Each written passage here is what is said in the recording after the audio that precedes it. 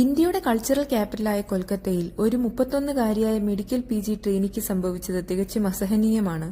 36 മണിക്കൂറോളം ഡ്യൂട്ടി ചെയ്തിട്ട് സെമിനാർ ഹാളിൽ വിശ്രമിക്കാൻ പോയ ആ യുവതി അതിദാരുണമായി കൊല്ലപ്പെട്ടു. കൊലപാതകയ്ക്കെതിരെയുള്ള വേണ്ടത്ര തെളിവുകൾ കിട്ടിയിട്ടും ആ പെൺകുട്ടിക്ക് രാത്രി സെമിനാർ ഹാളിൽ എന്താണ് കാര്യം, എന്തുകൊണ്ട് വസ്ത്രധാരണ ശ്രദ്ധിച്ചില്ല എന്ന് ചോദിക്കുന്ന അതോറിറ്റികൾ.